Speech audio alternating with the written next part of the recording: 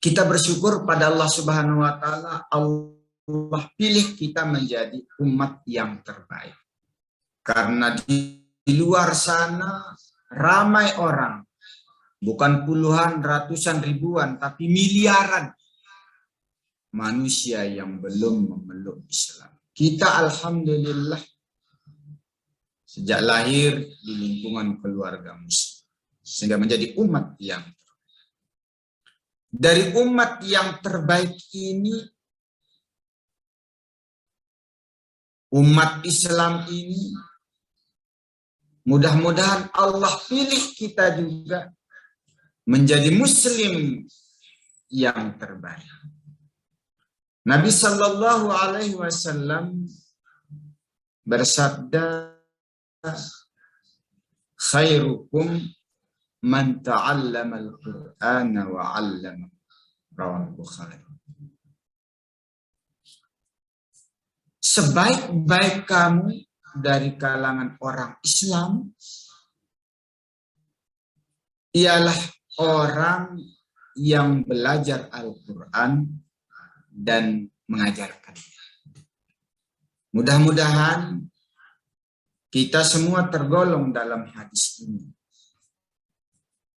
Ternyata dalam hadis ini umat Islam yang terbaik itu bukanlah pejabat, bukanlah konglomerat, tetapi orang yang belajar Al-Quran dan mengajarkan. Maka bersyukur kita, Allah berikan kita kegemaran. Ya, walaupun usia kita, macam saya ini sudah 48. Ya, kita udah tua, tetapi Allah gemarkan kita untuk terus belajar Al-Quran. Dan kalau kita mampu, seperti Tasengki, kita mengajarkan Al-Quran kepada saudara-saudara kita yang lain. Baik yang belajar maupun yang mengajar. Itulah umat Islam yang terbaik menurut Rasulullah Sallallahu Alaihi Wasallam. Apa yang kita pelajari ini adalah Al-Quran. Apa itu Al-Quran? Al-Quran huwa kalamullah al-munazzalu ala Muhammadin sallallahu alaihi wasallam al-muta'abbadu bitilawati. Al-Quran adalah kalamullah, firman Allah yang diturunkan kepada Rasulullah Muhammad sallallahu alaihi wasallam, yang membacanya bernilai ibadah. Bernilai ibadah. Karena itu tidaklah mengherankan jika ayat yang pertama kali turun adalah perintah membaca. Seperti firman Allah dalam Al-Quran, surah Al-Alaq, Iqra bismi rabbikal ladzi khalaq. Iqra, baca. Kajilah. Pelajarilah. Telitilah. Bukan sekedar membaca, baca biasa. Karena kalau baca biasa itu tilawah. MTQ musabaqah tilawatil Quran. Tapi ini Iqra, baca, kaji, pelajari, tadaburi, telaah, teliti. Apa yang kita baca? Ya, kita baca Al-Quran.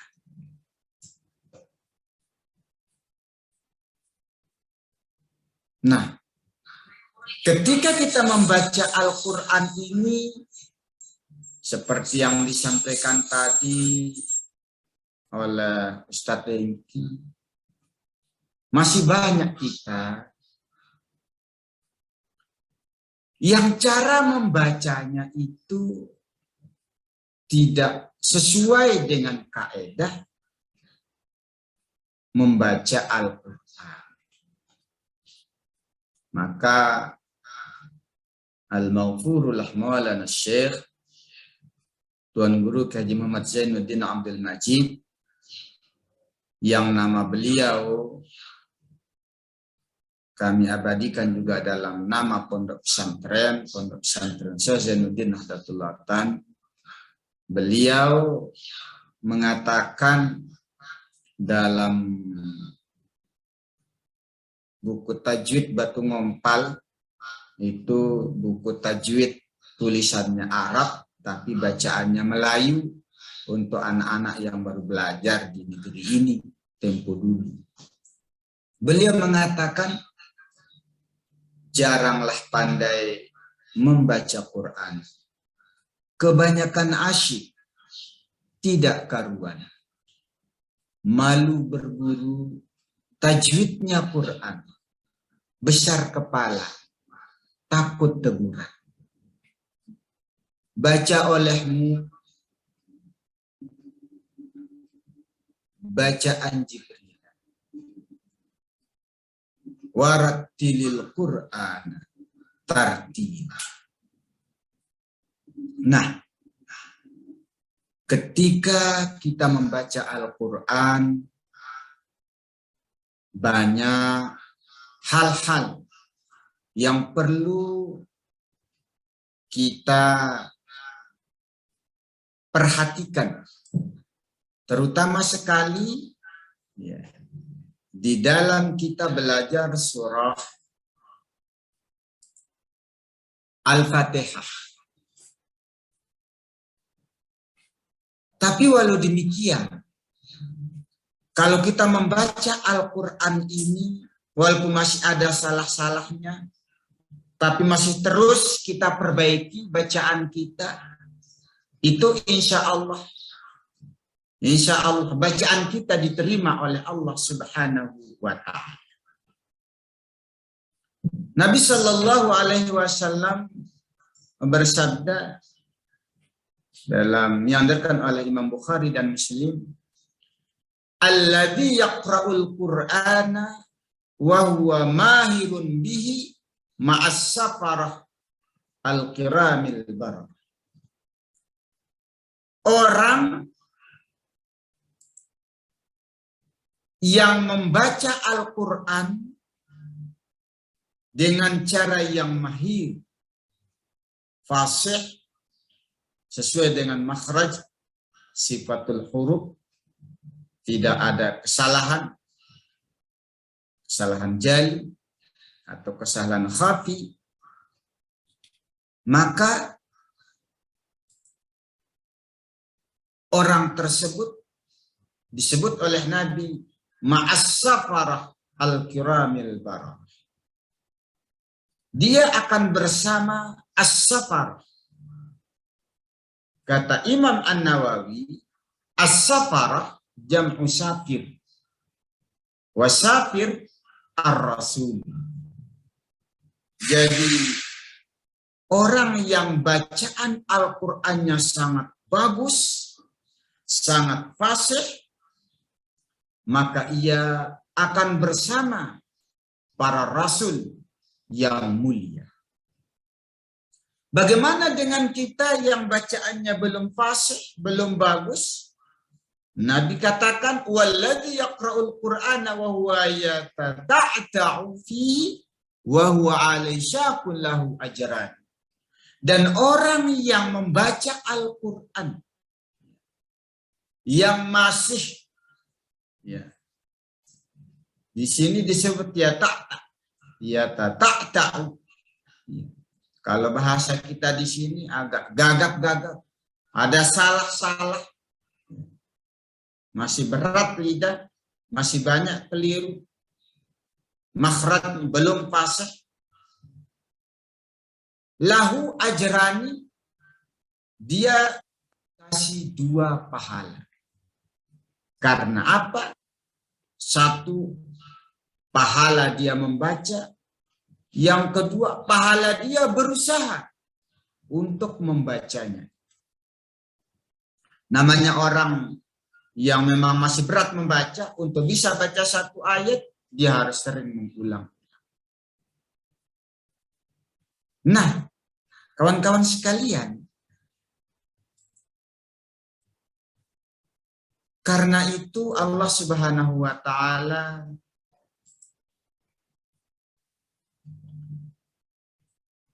memberikan kita motivasi lewat lisan Rasulullah Sallallahu Alaihi Wasallam, bagaimana kita untuk senantiasa rajin membaca Al-Quran ini.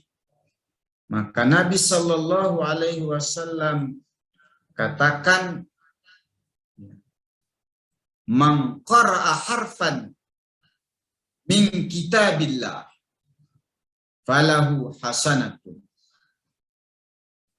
wal hasanatu bi asyri amsalih. Barang siapa yang membaca satu huruf dari kitabullah, yakni Al-Quran, maka baginya satu kebajikan, dan setiap kebajikan itu dilipat gandakan menjadi 10. La aqulu alif lam mim harfun walakin alifun harfun wa lamun harfun wa mimun harfun. Kata Nabi, saya tidak mengatakan alif lam mim itu satu huruf, tapi alif satu huruf, lam satu huruf, mim satu. Basmalah, bismillahirrahmanirrahim. Kalau itu kita baca sekali 19 huruf, berarti dikasih 190. Kalau kita baca Al-Fatihah sekali 156 huruf, berarti udah berapa pahala kita? Itu kalau dibaca sekali. Bagaimana kalau nantinya kita akan dibimbing membacanya berulang-ulang sampai fasih oleh Ustaz Hengki? Maka setiap pengulangan itu satu huruf dapat 10 kebajikan. Karenanya bersyukur kita, Allah gerakkan hati kita untuk terus kita senantiasa belajar, membaca, memperbaiki bacaan kita, mengkaji, mentadaburi ayat-ayat Al-Quran itu. Mudah-mudahan yang dijanjikan oleh Rasul Sallallahu Alaihi Wasallam ini dapatlah kita peroleh. Dan Nabi juga katakan, Iqra'ul Quran, Iqra'il Quran, bacalah Al-Quran, fa innahu ya'ti yaumal qiyamah syafi'an li ashabi. Bacalah olehmu Al-Quran, karena Al-Quran itu akan datang pada hari kiamat sebagai pemberi syafaat, penolong li ashabi, bagi sahabatnya. Yang namanya sahabat, dia selalu bersama kapanpun dan dimanapun. Maka semoga kita belajar Al-Quran bukan hanya menunggu waktu luang, tetapi kita berusaha meluangkan waktu untuk dapat membaca Al-Quran, mengkaji, dan mendalami Al-Quran. Nanti pada hari kiamat baru terasa betul manfaatnya kita sering membaca dan mendalami Al-Quran. Bagaimana dengan di dunia? Nabi Sallallahu Alaihi Wasallam katakan, man syaghalahul Qur'an wa dzikri an mas'alati a'taitu abdala ma'sa'ilah. Barang siapa yang disibukkan oleh Al-Quran dan berzikir pada sibuk baca Al-Quran, mentadaburi Al-Quran, sampai berdoa yang panjang, karena dia berbanyak bacaan-bacaan Al-Quran. Allah katakan, saya ngasih mereka lebih dari apa yang dikasih pada orang-orang yang meminta. Ada orang minta, ya Allah, kasihlah saya rezeki yang halal barakah, yang murah. Orang yang belajar Al-Quran tanpa minta, Allah akan kasih lebih dari. Nah, ini keutamaan yang luar biasa yang diberikan Allah Subhanahu wa Ta'ala kepada kita yang senantiasa menyibukkan diri dengan membaca dan mempelajari Al-Quran. Karenanya patutlah kita iri kepada orang-orang yang dikurniakan oleh Allah Subhanahu wa Ta'ala kelebihan dengan mampu membaca Al-Quran dengan baik, rajin membaca Al-Quran, hafal Al-Quran, paham dan mengamalkan Al-Quran. Iri kepada orang itu dibolehkan dalam agama karena artinya kita ingin seperti mereka. Kalau iri-irian dunia itu tak dibenarkan. Tapi kalau iri dalam hal ini dibolehkan. Sebagaimana sabda Nabi SAW, la hasada illa fil isnain. Tidak ada iri yang dibenarkan dalam agama illa fil isnain, kecuali pada dua perkara. Rajulun atahullahul Qur'an. Yang pertama adalah iri kepada seseorang yang diberikan oleh Allah Al-Quran. Diberikan kemampuan membaca Al-Quran dengan fasih. Diberikan kegairahan untuk selalu membaca Al-Quran. Bahwa yaqumu bihi ana al-lail wa ana an-nahar. Ia membaca, ia mempelajari, ia mentadaburi Al-Quran sepanjang malam dan sepanjang hari. Nah, ini yang perlu kita iri, artinya kita ingin agar seperti mereka. Kalau kita lihat para sahabat, para salafus saleh, khususnya para sahabat disebut dalam Al-Azkar oleh Imam Nawawi. Banyak di antara para sahabat khatam Al-Quran per minggu, per 3 hari, per hari. Bahkan banyak juga yang khatam 2 kali sehari, 3 kali sehari. Nah, kita mudah-mudahan walaupun tidak banyak khatamnya, tetapi kita bisa mulazamah. Terus-menerus meluangkan waktu kita untuk senantiasa membaca dan mentadaburi Al-Quranul Karim yang pada akhirnya kita amalkan dalam kehidupan sehari-hari. Nah, ini yang perlu kita iri, yang pertama. Lalu yang kedua, warajulun atahullahu malan bahwa yunfiquhu ana al-lail wa ana an-nahar. Dan laki-laki yang diberikan oleh Allah Subhanahu wa taala harta, mal, harta. Bahwa yunfiquhu, dan dia menafkahkan hartanya itu ana al-lail wa ana an-nahar, sepanjang malam dan sepanjang hari. Bagi kita yang tak banyak harta mungkin susah. Kalau setiap malam, setiap hari berinfak, ya karena harta kita terbatas. Tetapi kalau membaca Al-Quran, insya Allah, asal ada kemauan, kesungguhan kita untuk meluangkan waktu, insya Allah kita akan mampu membacanya sepanjang hari dan sepanjang hari. Kawan-kawan sekalian, dari seluruh Al-Quran yang terdiri dari 30 juz, 114 surah, yang paling utama adalah surah Al-Baqarah, surah Al-Fatihah.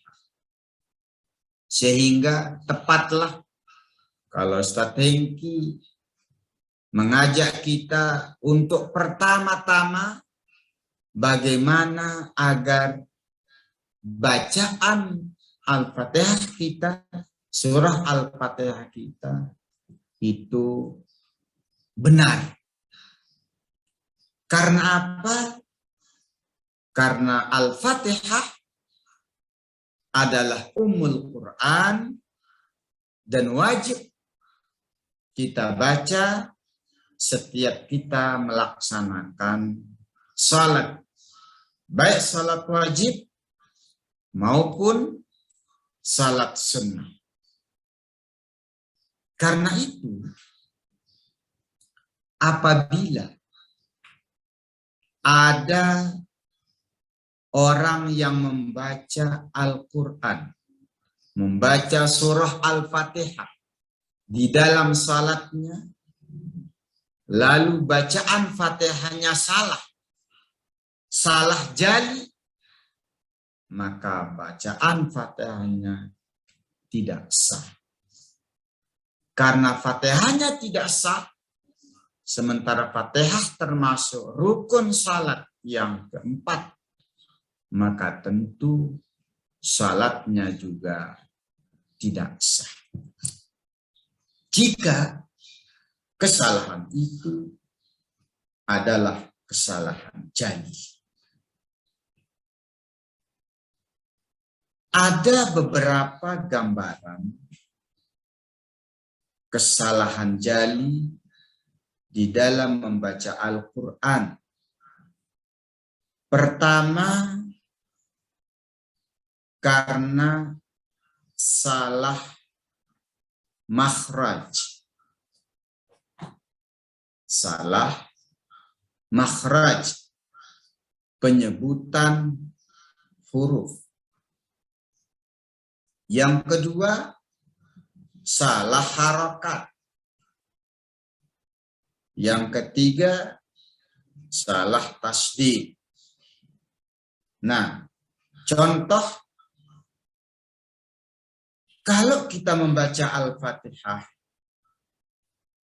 Iyyaka na'budu wa iyyaka nasta'in. Iyyaka, ada tasydid.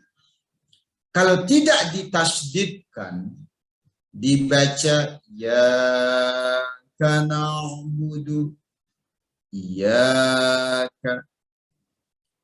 Iyyaka artinya daw syams, sinar matahari.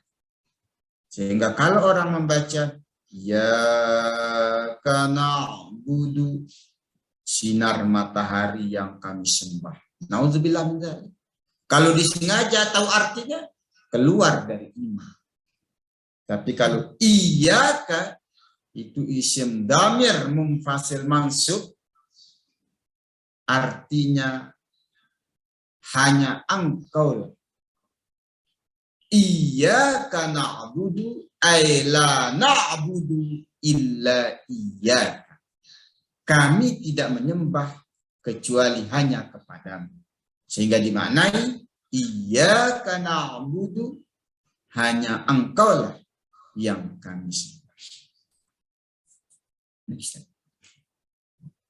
Kawan-kawan yang dirahmati Allah Subhanahu wa taala, Bapak Ibu Saudara sekalian, nah, banyak sekali keutamaan dan keistimewaan dari surah Al-Fatihah ini.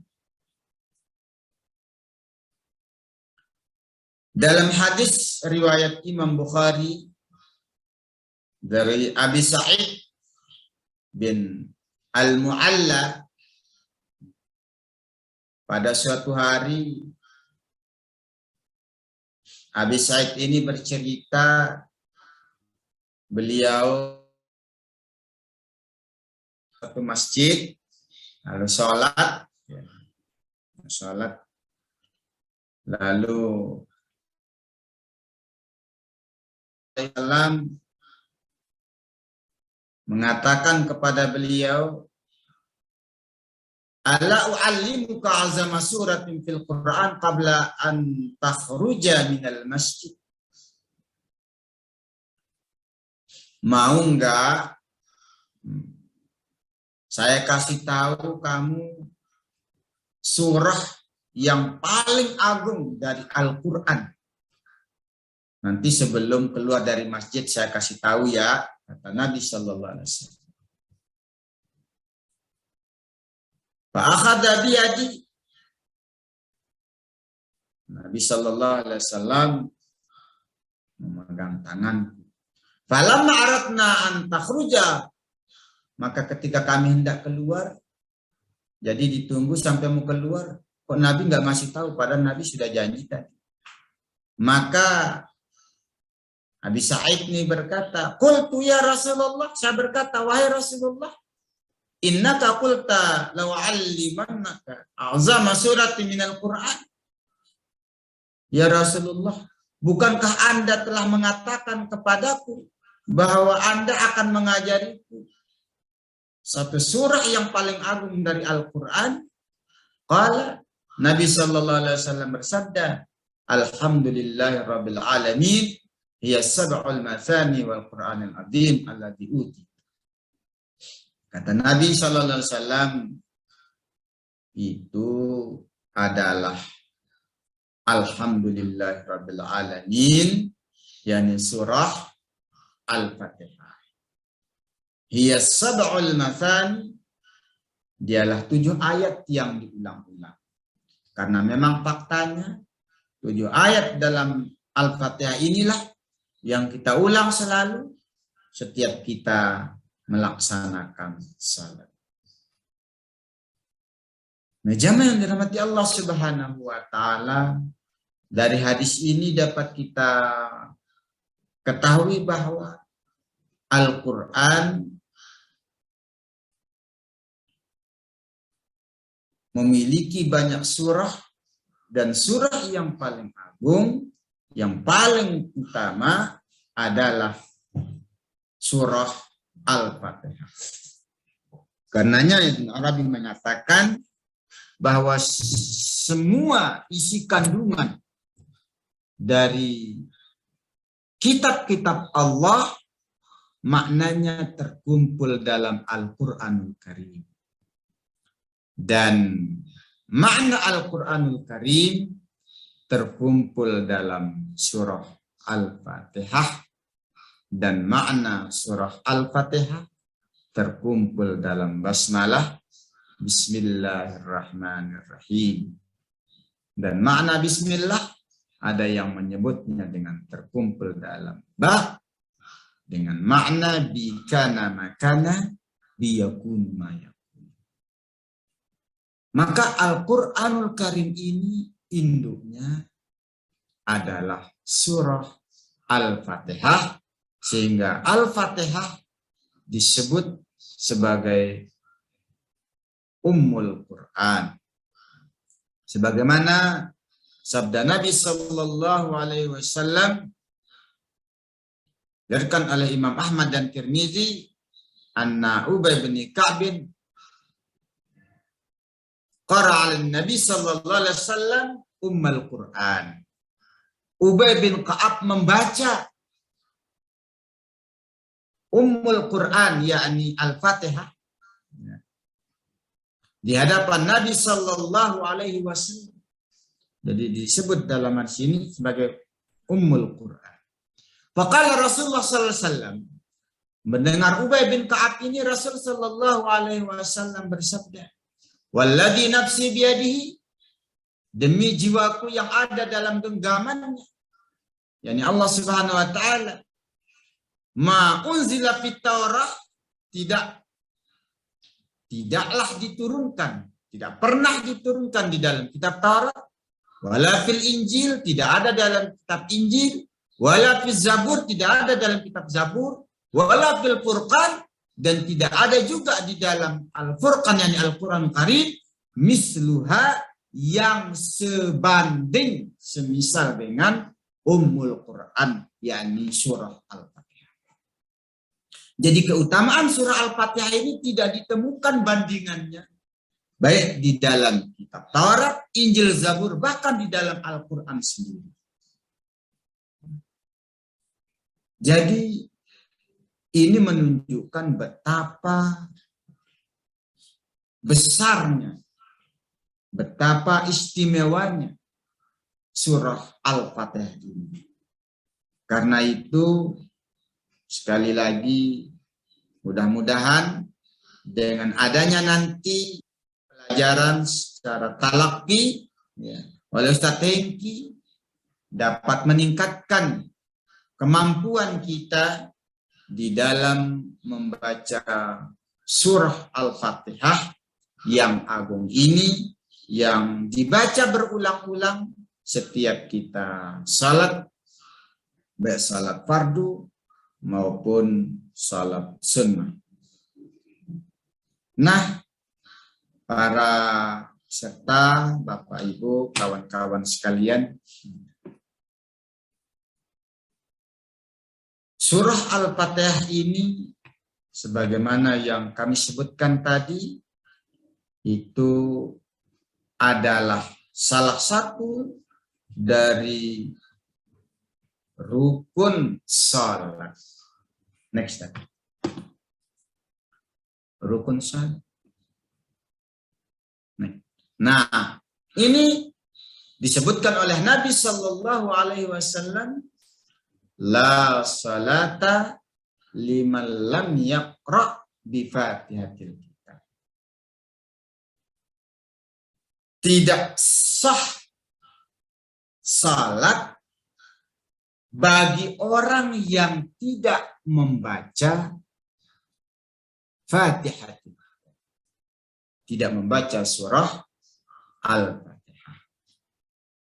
Karena itu, mari kita sama-sama ikuti kajian kita dalam mempelajari bacaan surah Al-Fatihah ini agar bacaan kita benar sehingga salat kita diterima oleh Allah Subhanahu wa Ta'ala.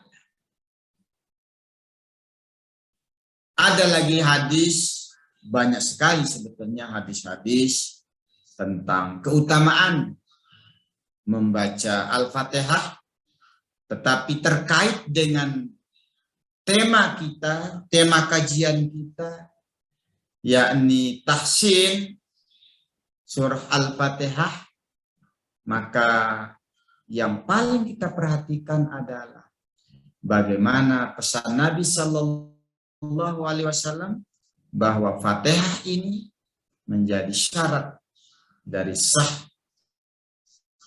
salat kita.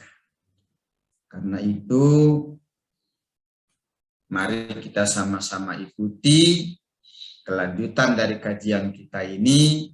Adapun kami diminta pada kesempatan ini hanya sebagai pengantar bagaimana kita untuk saling memotivasi untuk belajar Al-Quran, khususnya surah Al-Fatihah. Nah, mungkin ini dulu ya yang dapat kami sampaikan. Mungkin ada diskusi atau tanya jawab. Kita kembalikan kepada Ustadz kita, Ustadz Hengki. Ya, dari kami sekian dulu. Ya, kurang lebihnya mohon maaf. Wallahumma fiq wal hadi ila sabilir rasyad. Wassalamualaikum warahmatullahi wabarakatuh. Waalaikumsalam warahmatullahi wabarakatuh. Masyaallah. Alhamdulillah alamin, jazakallahu khairan. Gonda Ustaz Pengguru Ustaz Saifuddin atas pencerahannya ya. Jadi semakin kita memahami bahwa Al-Fatihah itu sangat penting, Ustaz. Dan selama saya diamanahkan untuk terjun di dakwah Quran ini, saya sangat miris sebenarnya. Ya, semuanya, Bapak Ibu semua. Banyak sekali di antara kita, mungkin saudara-saudara kita, mungkin tetangga kita, teman kita, ketika kita dengar bacaan surah Al-Fatihahnya, bacanya sembarang, ngasal gitu ya. Kayak tidak ada beban untuk belajar Quran. Padahal Al-Fatihah sendiri yang paling bikin saya bergetar untuk dakwah. Ayo benarkan Al-Fatihah, ayo kita belajar Al-Fatihah. Karena Al-Fatihah itu rukun dalam sholat, ya. Rukun dalam sholat. Ketika Al-Fatihahnya salah, maka dikhawatirkan sholatnya tidak sah, seperti itu ya. Dan ketika sholatnya tidak sah, nah ini yang jadi apa ya? Kalau saya ambil benang merahnya, ketika Rasul mengatakan bahwa sama nanti umat Islam itu bagaikan buih di lautan, banyak tapi tidak ada apa-apanya gitu ya, tidak ada kekuatannya. Nah, benang merahnya adalah ketika kita sekarang sadar sendiri ya bagaimana surau masjid mungkin ramainya penuhnya ketika hanya hari Jumat saja, sholat Jumat ya. Sedangkan di luar sholat Jumat banyak di antara saudara-saudara kita ya lalai dengan sholatnya, sholat berjamaah apalagi untuk para lelaki gitu ya. Nah, di dalam jamaah yang kedua, dalam Al-Fatihahnya ya, di antara kita mungkin diri kita sendiri ya, baca surah Al-Fatihahnya saja mungkin banyak yang salah. Nah, bagaimana kualitas sholat kita di hadapan Allah SWT gitu ya. Itu jadi pertanyaan besar bagi kita, apakah sholat kita selama ini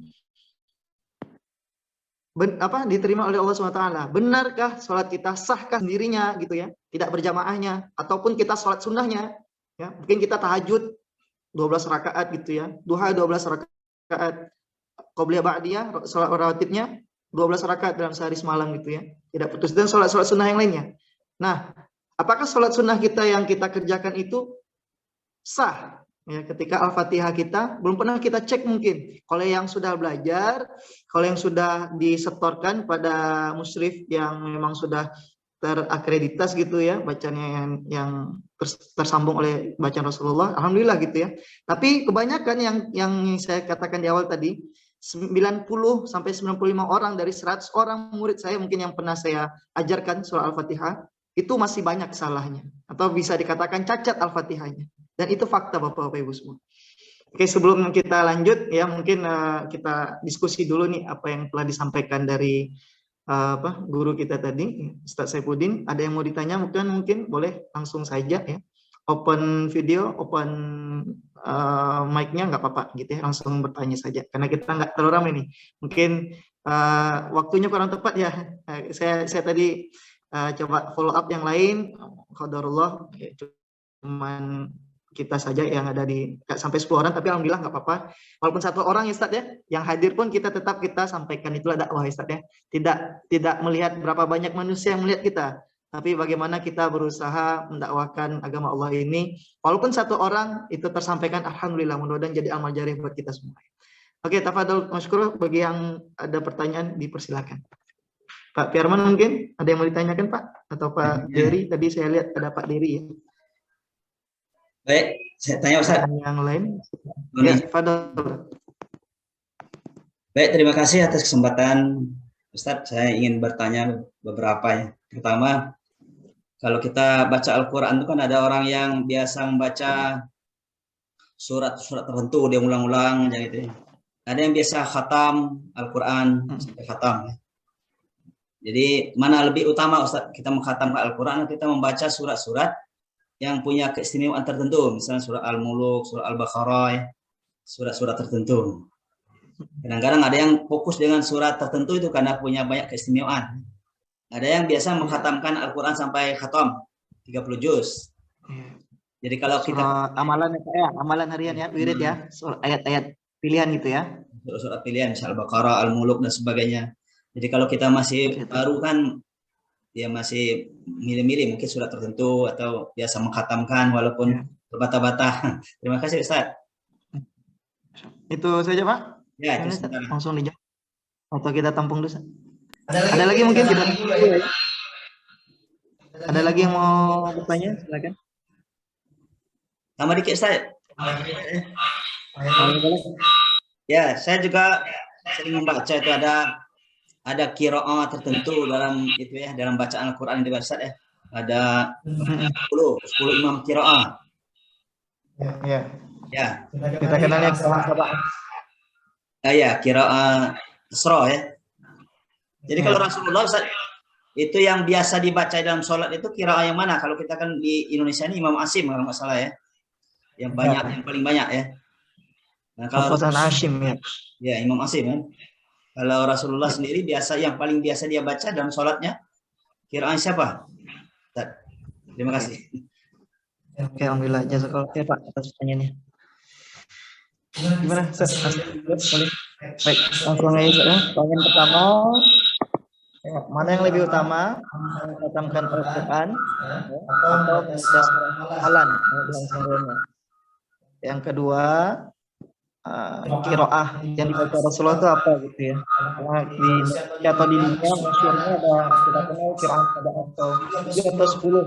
Karena qiraah itu banyak sekali. Cuman di Indonesia masyhurnya memang mu'asim gitu ya. Nah, kalau Rasulullah sendiri qiraahnya apa nih Ustaz? Mungkin itu aja. Fadhil Ustaz. Baik, terima kasih Pak Yarman ya.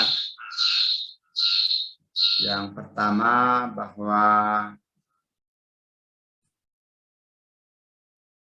kalau kita melihat apa yang dilakukan oleh para sahabat, oleh para ulama, yang paling utama adalah membaca Al-Quran sampai khatam. Itu paling utama kalau kita mampu. Nah, alhamdulillah kalau di pondok pesantren kita, ya, para santri itu dibudayakan membaca Al-Quran setengah juz sebelum salat, setengah juz setelah salat. Karena mereka memang waktunya cukup. Jadi yang utama itu baca sampai khatam. Tapi kalau kita tidak mampu, taruhlah ada bahasa tak cukup waktu, terlalu sibuk, boleh kita membaca surah-surah yang memiliki keutamaan.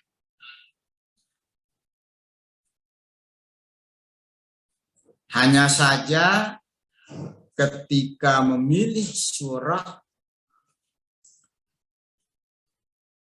dengan melihat banyak keutamaan, jangan sampai membelokkan niat kita.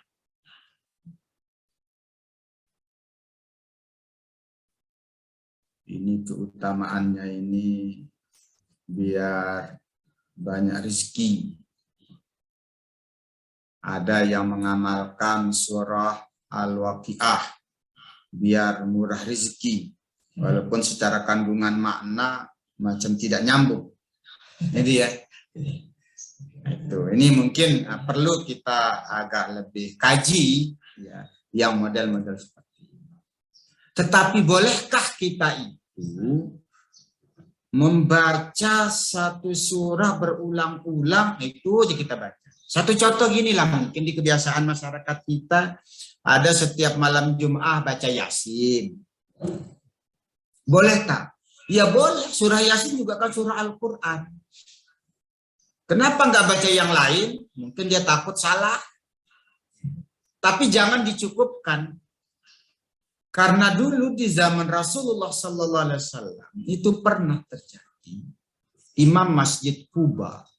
Nabi kan sebelum ke Madinah itu kan singgah dulu di Kuba.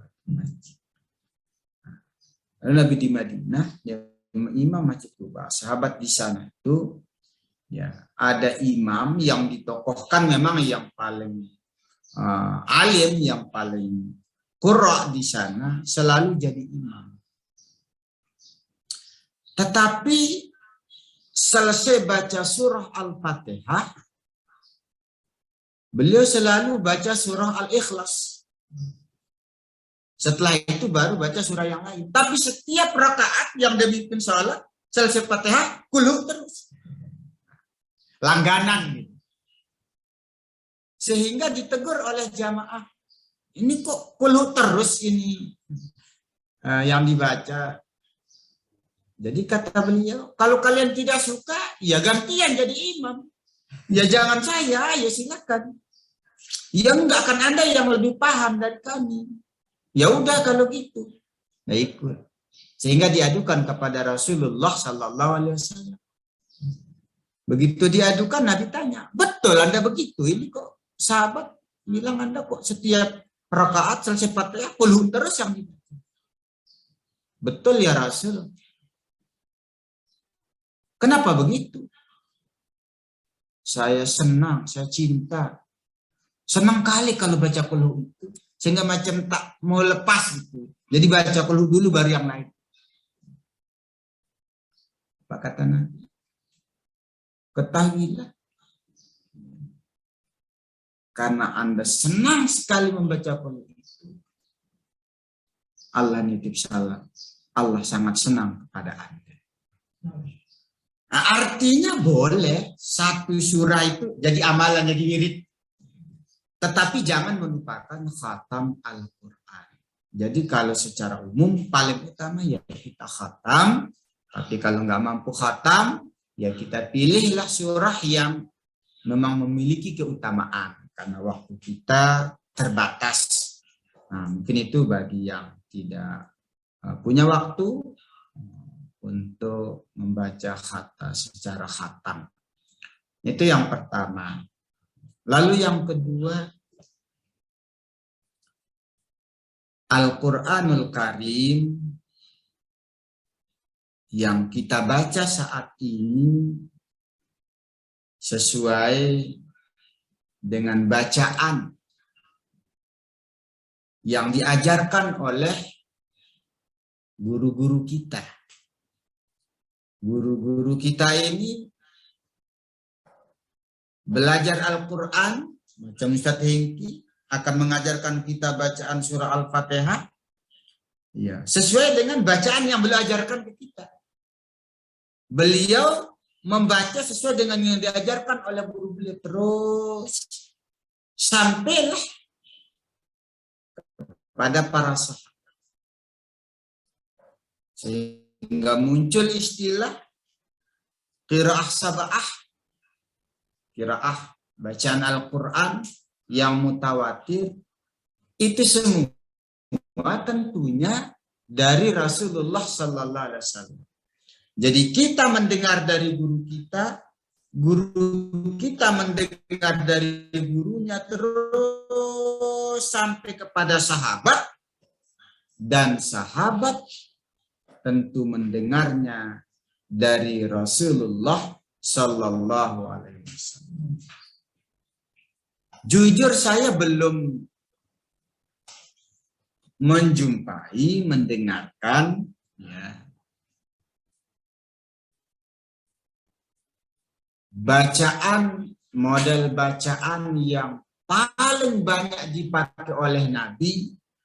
Misalnya itu selalu dipakai belum. Tetapi yang jelas bahwa bacaan-bacaan para imam itu semuanya yang qiraah sabah itu mutawatir dari Rasulullah Sallallahu Alaihi Wasallam. Karena penyatuan termasuk juga tulisan itu kan sangat jauh masa Khalifah Utsman bin Affan. Jadi rentang waktunya jauh. Artinya bahwa Nabi membaca, sahabat mendengarkan, lalu sahabat membaca, didengar oleh sahabat kecil membaca, didengar oleh tabi'in, sampailah kepada kita. Maka semua bacaan itu bersumber dari Rasulullah SAW. Saya kira itu Pak Firman. Alhamdulillah. Alhamdulillah, jazakallah khair. Gimana Pak Firman, mungkin cukup Ya, jelas? terima kasih Ustaz atas penjelasannya. Alhamdulillah, mungkin tambahan sedikit dari saya Ustaz. Jadi kalau saya sendiri juga sama sama Guru Nda, memang nggak pernah dengar juga Rasulullah cenderung ke hafaz qiraah yang mana gitu ya. Karena qiraah itu dapat dari guru saya itu dialek itu, dialek. Jadi kita nih bahasa Indonesia ini kan dari Melayu nih Pak, awalnya nih, ya kan. Nah, tiba di Betawi, di mute boleh? Agak distorsi. Di mute. Nah, itunya yang gambar sound itu. Apa nih Pak?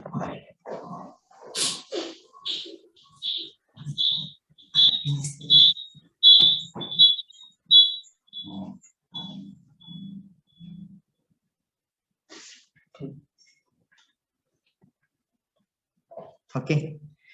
Jadi kalau kita nih bahasa Indonesia ini awalnya kan dari Melayu ya sejarahnya. Sampai di Betawi Indonesianya apa ya? Di Melayunya apa? Tiba di di Betawinya ape gitu ya. Kalau tiba di Padangnya apo. Nah, jadi awal katanya tuh apa?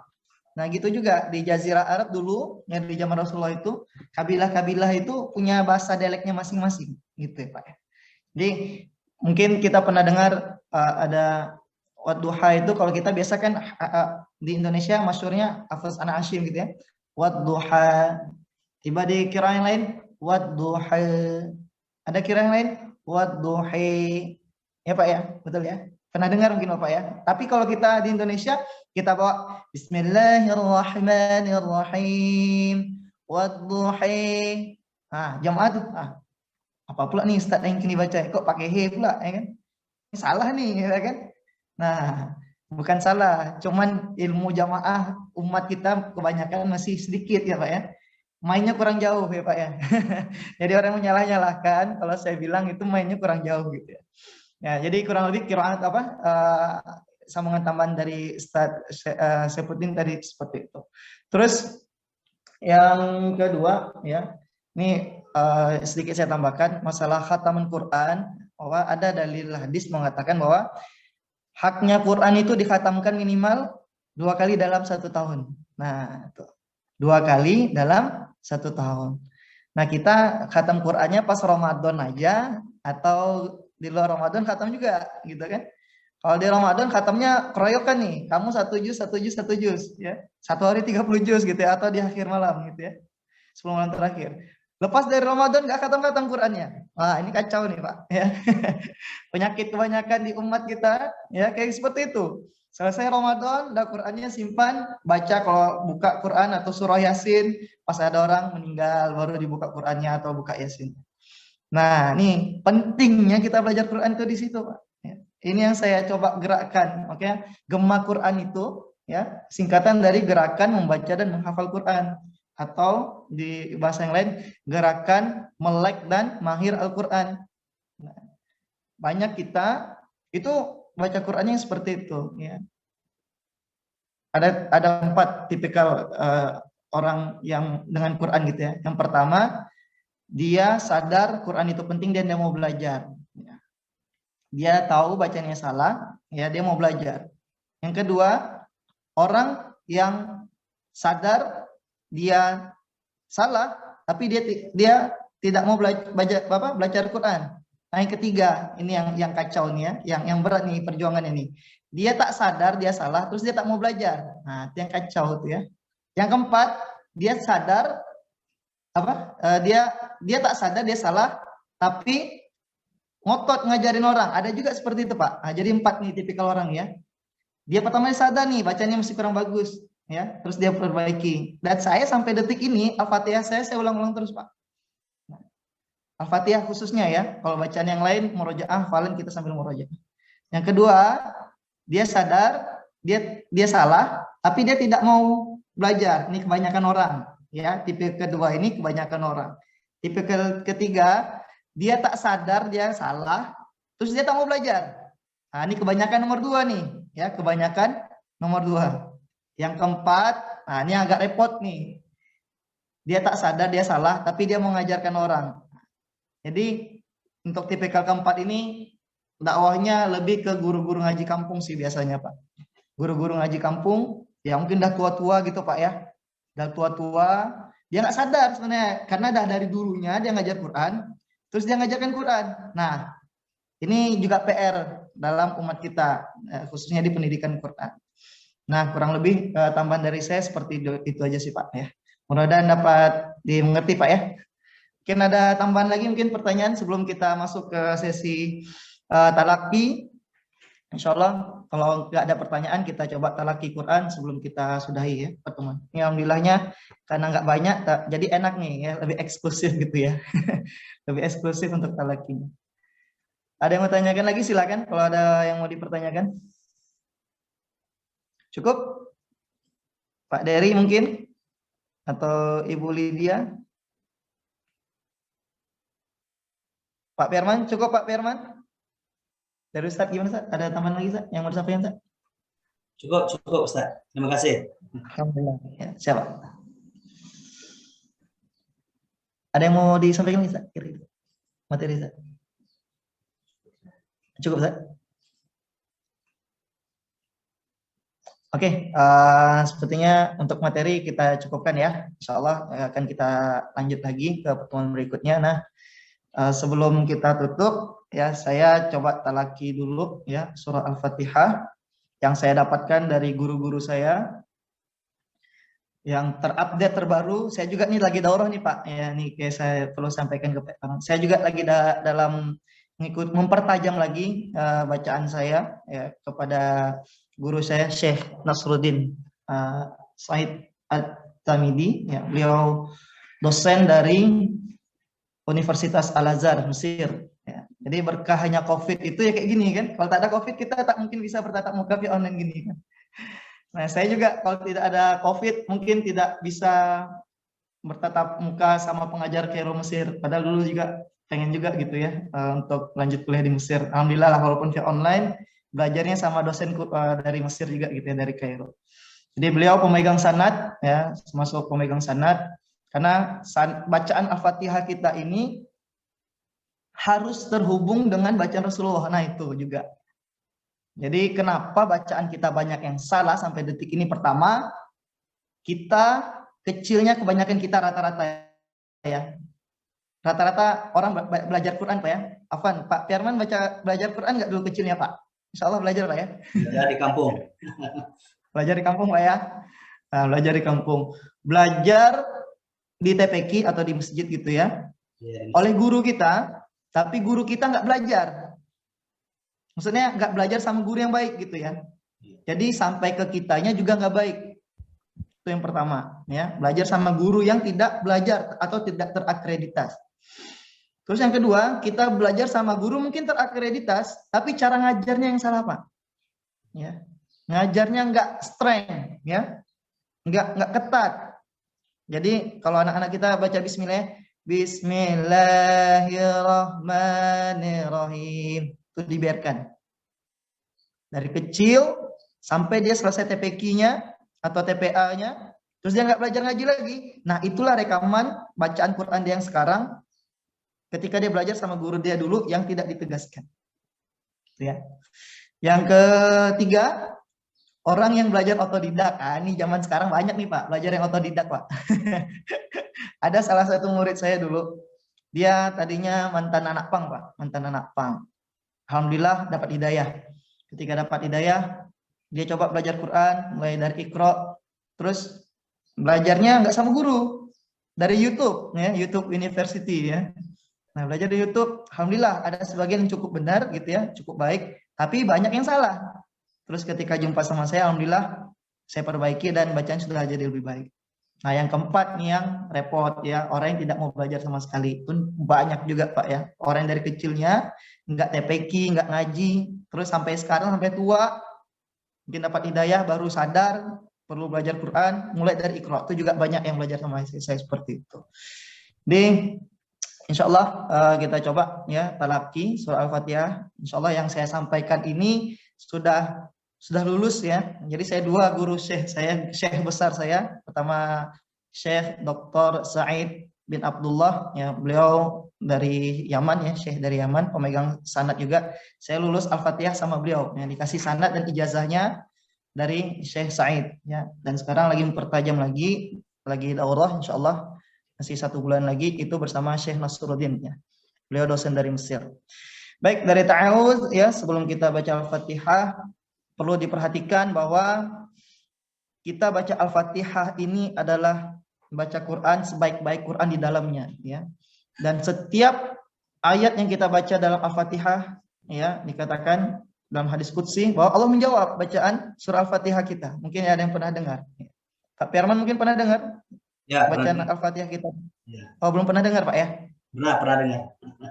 Oh, pernah dengar. Alhamdulillah. Banyak orang nggak tahu tuh, Pak. Ya, disangka dia baca Al-Fatihah itu sama kayak baca Quran yang lain, ayat yang lain gitu ya, surah yang lain. Nah, satu-satunya surah yang Allah jawab gitu ya, itu hanya bacaan surah Al-Fatihah, dan itu yang menjadi rukun dalam sholat. Terus yang berikutnya perlu kita perhatikan adalah ketika baca Al-Fatihah itu betul-betul kita tadabburi ya.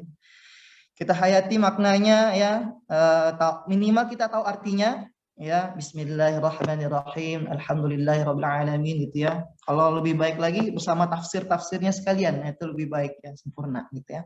Dan yang berikutnya ya, ketika kita Al-Fatihah kita sudah baik, kita sampaikan, kita ajarkan ke saudara-saudara kita, ke anak istri kita. Nah, pentingnya Quran itu salah satu guru saya mengatakan cuma 3 ya. Baca dengan baik ya, kita baca dengan baik. Terus yang kedua, kita hayati ya, kita tahu maknanya, kita tadabburi, dan ketiga kita amalkan. Tambahannya keempat plus itu kita sampaikan, dan menjadi seorang hafiz Quran itu tidak wajib Pak ya. Yang wajib itu 3 ya. Dan tambahan yang tambahan untuk ke sesama kita itu kita sampaikan, kita ajarkan. Nah, kalau untuk hafal itu sunnah untuk diri kita ya. Ketika itu menjadi seorang hafiz Quran, alhamdulillah ya, banyak sekali hadis atau dalil keutamaan seorang hafiz Quran ya. Baik, kita langsung saja dari ta'awudz. Saya baca ayat per ayat, diikutin dari ta'awudznya ya. A'udzu billahi minasy syaithanir rajim.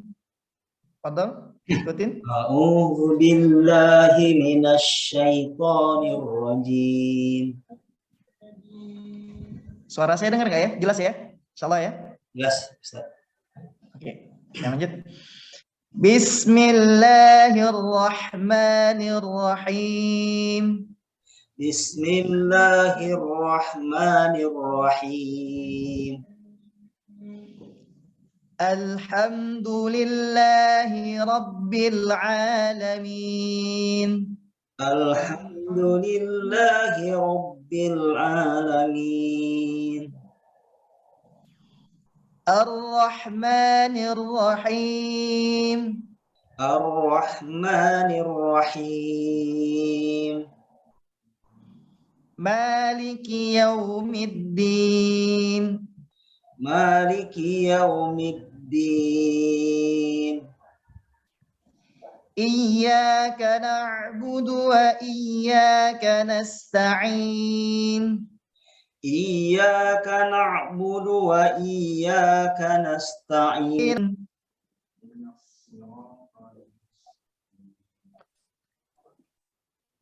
Shiratal ladzina an'amta 'alaihim.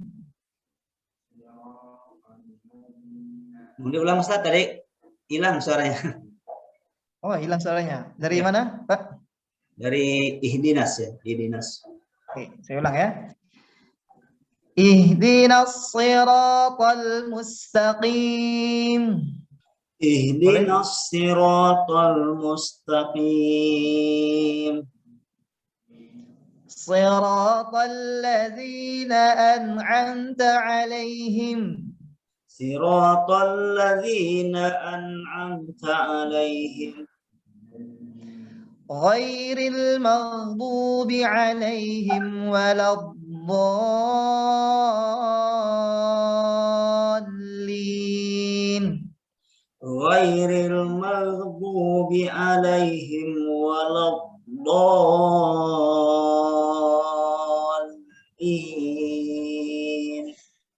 Masya Allah, barakallahu fiikum. Ya, alhamdulillah. Mungkin itu ya semaksimal saya tadi yang saya contohkan, insya Allah itu sudah lulus verifikasi dari pemegang sanad oleh para syekh, dan insya Allah bacaan tersebut tersambung ke bacaannya Rasulullah SAW.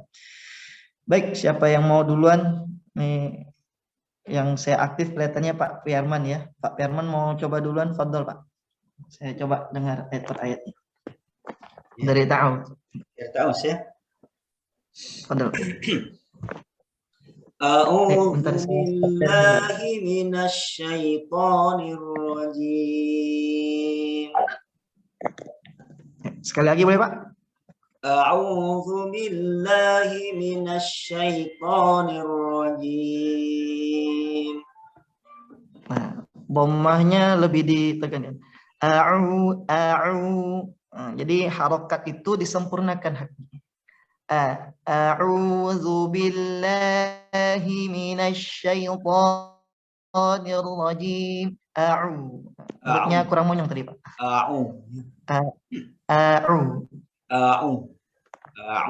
Ya. Lagi. A'udzu billahi minasyaitonir rajim. Lanjut. Bismillah. Bismillahirrahmanirrahim. Ya.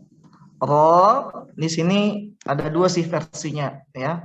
Bismillahirrahmanirrahim. Nah, versi pertama dan yang paling ahsan setahu saya yang dikatakan guru saya, ro itu bibirnya jangan terlalu Bismillahirrahmanirrahim. Ya, kalau bisa bibirnya nggak bergerak ya. Nggak bergerak. Bismillah.